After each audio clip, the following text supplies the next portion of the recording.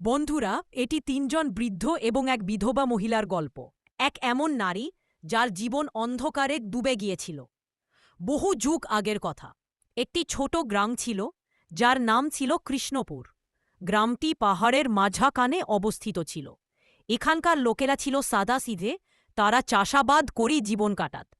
যদিও গ্রামের নাম কৃষ্ণপুর ছিল, কিন্তু গ্রামের গলিগুলোতে শান্তি কম, তিক্ততা বেশি ছিল।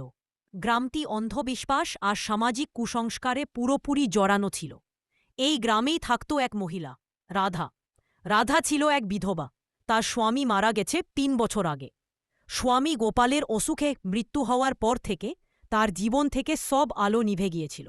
গোপাল সাদাসিধে কৃষক। তাদের ঘর ছোট হলে সেখানে ভালোবাসা আর বোঝাপড়া ভরা ছিল। কিন্তু গোপাল মারা যেতেই রাধার ঘর অন্ধকারে ডুবে গেল। গ্রামের লোক তাকে মনহুস, অশুভ মনে করতে লাগল। গ্রামের মহিলারা তার সঙ্গে কথা বলা তো দূরের কথা, একসঙ্গে দাঁড়াতেও চাইতে না। পুরুষেরা তাকে তিরস্কার করতে, অপমান করতে। বাচ্চাদের বলা হতে রাধার বাড়ির কাছেও যাস না। প্রতিদিন সকালে রাধা যখন কুয়ার কাছে পানি নিতে যেতে, অন্য মহিলারা কানে কানে বলতে, দেখো, ওই অভাগিনী এসে গেছে, যার পা পড়ে সেখানে বিপদ হাসে। রাধা অনক চেষ্টা করতে চিলে সেই বিদ্যি ধন্য পাইথি। রাধা আঙিনায় বসে আকাশের দিকে তাকিয়ে থাকত। চাঁদের আলো তার চোখে জল এসে দিত। সে স্বামীর ছবির সামনে প্রদীপ জ্বালিয়ে কাঁদত আর আল্লাহকে প্রশ্ন করত, আমি কি অপরাধ করেছি? কেন আমার জীবন এমন নরকে পরিণত হল? সে বহুবার গ্রাম ছেড়ে চলে যাওয়ার কথা ভেবেছিল, কিন্তু কোথায় যাবে? বাবা মা অনেক আগেই মারা গেছে। ভাই বোনেরা বিধবা হওয়ার পর মুখ ফিরিয়ে নিয়েছে। একদিন রাধা নিজের ভাঙাচোরা কুঁড়েঘরের সামনে বসেছিল। এমন সময় সে দেখল গ্রামের বাইরের দিকের রাস্তায় ৩ জন বৃদ্ধ আসছে। সাদা দাড়ি, সাদা কাপড়, মুখে প্রশান্তি, কিন্তু চোখে যেন অদ্ভুত রহস্য।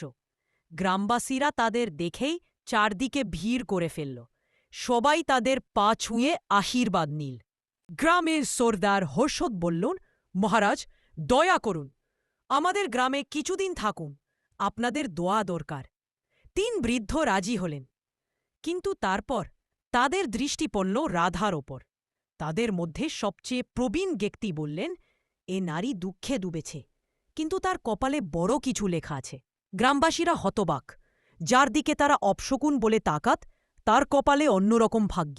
রাধার মনেও প্রশ্ন জাগল, এ মানুষটিকে আমার সম্পর্কে এমন কথা কেনে বলল? ৩ বৃদ্ধ গ্রামের পুরনো কালী মন্দিরে থাকলেন। মন্দিরটি বহু বছর ধরে পরিত্যক্ত ছিল, কিন্তু বৃদ্ধদের আগমনে সেখানে আবার আলো ফিরল। রোজ গ্রামের লোকজন তাদের কথা শুনতে আসত।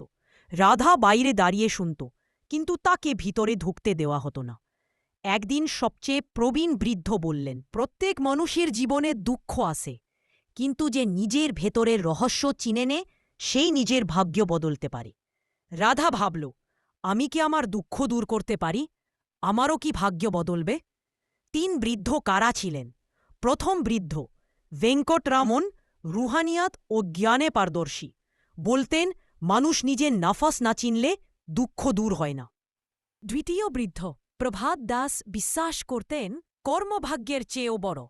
তৃতীয় বৃদ্ধ আশুতোষ ভারতী ধ্যান ও উপাসনার পথে ছিলেন। বলতেন, রুহকে শান্ত করলে দুঃখ মুছে যায়। রাধার প্রথম পরীক্ষা, ভয়ের পরীক্ষা। রাতে সব গ্রামবাসী চলে যাওয়ার পর রাধা মন্দিরে ঢুকল। বৃদ্ধেরা তাকে ডাকছিলেন। রাধা কাপা গলায় বলল, আমার জীবনে এত দুঃখ কেন? আমি কার কি ক্ষতি করেছি? বৃদ্ধদের মুখে মৃদু হাসি। প্রভাত দাস বললেন, দুনিয়ায় কোনো দুঃখ অকারণে আসে না।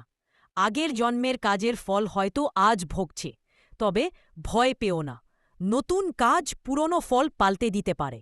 রাধা জিজ্ঞেস করল, আমি কি আমার ভাগ্যে বদলতে পারি? আশুতোষ বললেন, হ্যাঁ, কিন্তু তার জন্য তোমাকে পরীক্ষা দিতে হবে। রাধা সঙ্গে সঙ্গে বলল, আমি প্রস্তুত। পরের ভোরে তাকে বনেতে বড় বটগাছের নিচে একা রাত কাটানোর নির্দেশ দেয়া হল। রাত হলে বন ভয়ানক হয়ে উঠল। উল্লুর ডাক, ঝোপের শব্দ, অদ্ভুত ছায়া। রাধার কাঁপতে লাগল। কিন্তু বৃদ্ধদের কথা মনে পড়ে, ভয় জিতলে পরীক্ষায় উত্তীর্ণ হবে। সে চোখ বন্ধ করে আল্লাহকে ডাকল। ছায়া মিলিয়ে গেলে রাতভর নিজের ভয়কে জিতল। ভোরে বৃদ্ধেরা এসে বললেন, তুমি প্রথম পরীক্ষা উত্তীর্ণ, ভয় জয় করেছি। দ্বিতীয় পরীক্ষা কুরবানি। বৃদ্ধেরা রাধাকে একটি পুরনো পাহাড়ি মন্দিরে নিলেন এবং বললেন, এখন তোমাকে নিজের সবচেয়ে প্রিয় জিনিস কুরবানি দিতে হবে। রাধার কাছে প্রিয় ছিল একটি জিনিস, স্বামী গোপালের ছবি। সেটাই ছিল তার শেষ স্মৃতি। রাধা কাপা গলায় জিজ্ঞেস করল, আমাকে কি স্বামীর ছবিটা ছাড়তে হবে? বৃদ্ধেরা মাথা নেড়ে সম্মতি দিলেন। রাধা প্রচণ্ড কষ্টে ছবিটা তুলে গ্রাম তালাবের জলে ফেলে দিল।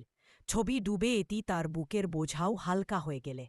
বৃদ্ধেরা বললেন, তুমি অতীতের শৃঙ্খল ভেঙে ফেলেছি। তৃতীয় পরীক্ষা, রুহের পরীক্ষা, এবার সবচেয়ে কঠিন পরীক্ষা। নিজের সব কাপড় ও কুড়ে ঘর গঙ্গাবাই নামের এক অসহায় বৃদ্ধাকে দান করতে হবে। তারপর 7 দিন জঙ্গলে ধ্যান করতে হবে, না খেয়ে না পান করে।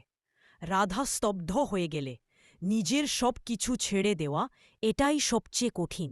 কিন্তু সে দৃঢ় মন করল, আমি প্রস্তুত।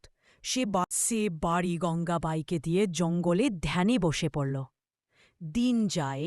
প্রথমে দিন ভয়াবহ ক্ষুধা, 2 মে 4 দিন শরীর দুর্বল, 5 মে দিন ধ্যানে ডুবে যায়, 7ম দিন রুহে অদ্ভুত আলো অনুভব।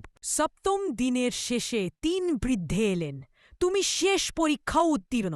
এখন তুমি সাধারণ নারী নও, তুমি এমন শক্তি অর্জন করেছে যা দিয়ে নিজের পাশাপাশি অন্যদের ভাগ্যেও বদলাতে পারবে।